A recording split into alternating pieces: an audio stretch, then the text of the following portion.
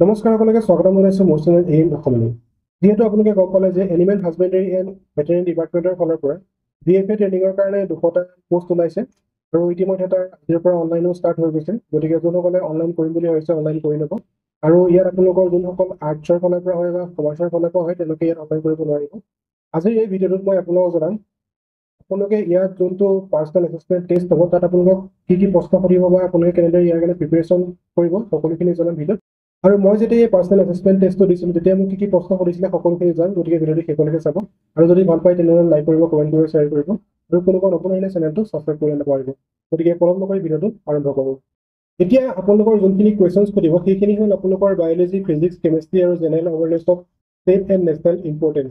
আপোনালোকৰ বায়'লজিৰ পৰা কুৱেশ্যনছ সুধিব, ফিজিক্সৰ পৰা আহিব, কেমেষ্ট্ৰিৰ পৰা আহিব, জেনেৰেল এৱেৰনেছৰ আপোনালোকৰ কুৱেশ্যনছ কেইটামান সুধিব, যোনকেইটা আমাৰ অসমৰ হ'ব পাৰে, আপোনালোকৰ নেশ্যনেল ইম্পৰ্টেঞ্চৰ হ'ব পাৰে।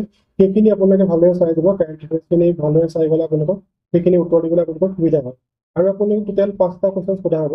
প্ৰতিটো কুৱেশ্যনৰ বাবদ আপোনালোকৰ 4 মাৰ্কছ থাকিব আৰু সেই 5টা কুৱেশ্যনছ আপোনালোকক সুধিব। 2-3জন আপোনালোকৰ বোৰ্ড মেম্বাৰ শুনি থাকিব, তাতে আপোনালোকক ৰুমত মাতি নিব, তাতে গৈ পেলাই আপোনালোকক সুধিব। আৰু এই 2-3জন মেম্বাৰ আপোনালোকৰ ৰোটেচনেল ৱাইজ চেঞ্জ। গতিকে এইখিনি বিষয়ৰ পৰা আপোনালোকৰ কুৱেশ্যনছ সোধা হ'ব আৰু টোটেল আপোনালোকক ক'লে 5টা কুৱেশ্যনছ সুধিব। আৰু তাৰপিছত আপোনালোকৰ যোনটো ফাইনেল মেৰিট লিষ্ট, যেতিয়া আপোনালোকৰ কুৱেশ্যনছখিনি সুধিব তাৰপিছত আপোনালোকৰ যেতিয়া পাৰ্চনেল এছেছমেণ্ট কমপ্লিট হৈ যাব চবৰে, তাৰপিছত আপোনালোকৰ ফাইনেল মেৰিট লিষ্ট। সেই মেৰিট লিষ্টটো আপোনালোক কেনেদৰে প্ৰকাশ কৰিব মই সেইটো জনালে। 40% আপোনালোকৰ হায়াৰ ছেকেণ্ডেৰীৰ পৰা লোৱা হ'ব, বায়'লজিৰ পৰা। তাৰ পৰা আপোনালোকৰ মেট্ৰিকৰ পৰা 20% লোৱা হ'ব আৰু 40% আপোনালোকৰ যোনটো আপোনালোকৰ পাৰ্চনেল এছেছমেণ্ট টেষ্ট হয় তাৰ পৰা লোৱা হ'ব। এতিয়া মই যেতিয়া এই পাৰ্চনেল এছেছমেণ্ট টেষ্টটো দিছিলোঁ, মই বৰ্তমান দুবাৰকৈ ইয়াৰ পাৰ্চনেল এছেছমেণ্ট টেষ্ট দিয়া হ'ল।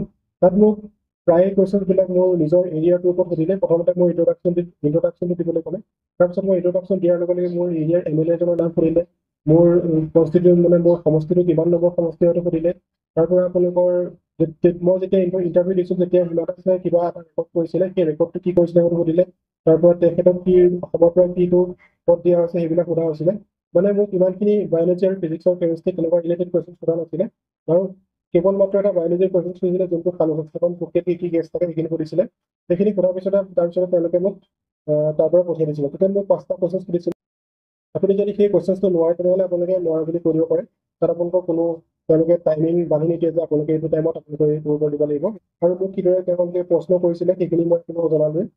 আৰু আপোনালোকৰ এইটো যোনটো ইণ্টাৰভিউটো হ'ব সেইটো আমাৰ গুৱাহাটীত হয়। গুৱাহাটীত যোনটো এনিমেল হাজবেণ্ডেৰী অফিচ আছে তাতে আপোনালোকক সোধা হ'ব। এইটো মই দেখাইছোঁ অফিচটো কেনেকুৱা হয়। আৰু ইয়াত আপোনালোকৰ যোনখিনি ডকুমেণ্টছ লাগিব সেইখিনি মই জনালোৱে। ডকুমেণ্টছখিনি আপোনালোকে এৰেঞ্জ কৰিব লাগিব, তাৰ মই ফটো যেতিয়া আপোনালোকে পাৰ্চনেল এছেছমেণ্ট টেষ্টটো দিবলৈ যাব তাতে আপোনালোকে ডকুমেণ্টছখিনি এৰেঞ্জ কৰি ল'ব। ভিডিঅ'টো আছিলে ইমানে। ধন্যবাদ। জয় আছাম।